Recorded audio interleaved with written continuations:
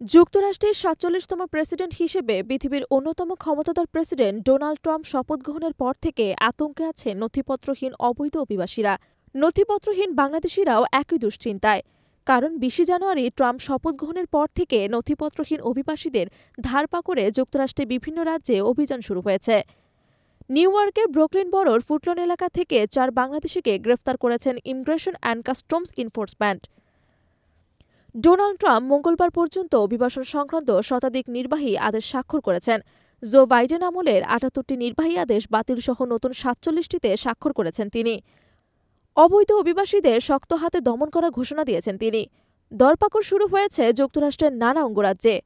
নথিপত্রহীন সন্দেহভাজন অভিবাসীদের ব্যাপক মাত্রায় জিজ্ঞাসাবাদ করা হচ্ছে।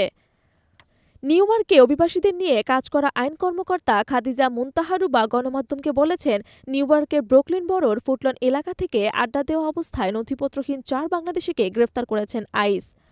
এ সময় তারা সাদা পোশাকে ছিলেন।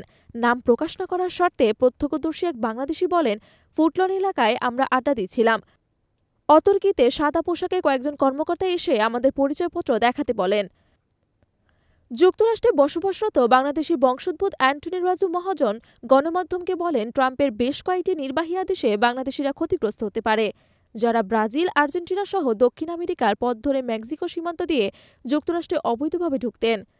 যারা ব্রাজিল, আর্জেন্টিনা সহ দক্ষিণ আমেরিকার পথ ধরে মেক্সিকো সীমান্ত দিয়ে যুক্তরাষ্ট্রের অবৈধভাবে ঢুকতেন, সেই পথ পুরোপুরি বন্ধ হয়ে যাবে।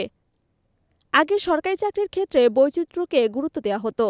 সে হিসেবে অভিবাসীরা বিভিন্ন জায়গায় চাকরির ব্যাপক সুযোগ পেয়েছেন। এখন থেকে মেধার ভিত্তিতে সেসব নিয়োগ নির্ধারিত হবে, ফলে ছাঁটাই হতে পারে অসংখ্য বাংলাদেশি। সংবিধানে তোয়াক্কা না করে নির্বাহী আদেশ জারি করে জন্মসূত্রে নাগরিকদের একটি বিধানও বাতিল করেছেন ট্রাম্প। এতে করে এখন থেকে ৩০ দিন পর যুক্তরাষ্ট্রে জন্ম নেওয়া অবৈধ অভিবাসীদের সন্তানেরা দেশটির নাগরিকত্ব পাবে না। তবে ইতোমধ্যে এই নির্বাহী আদেশের বিরুদ্ধে ২৪টি রাজ্য ও শহরে মামলা হয়েছে। যেহেতু এটি মার্কিন সংবিধানের ৪র্থ সংশোধনের বিরুদ্ধে যায়, সে কারণে হাইকোর্ট এটি বাতিল করে দিতে পারে। যুক্তরাষ্ট্রে বাঙালি অধ্যুষিত এলাকার সড়ক ও রেস্তোরাঁয় যেখানে অসংখ্য মানুষের ভিড় দেখা যেত, এখন সেখানে লোকজনের ভিড় নেই বললেই চলে। ইতোমধ্যে নিরাপত্তা ব্যবস্থা জোরদার করা হয়েছে।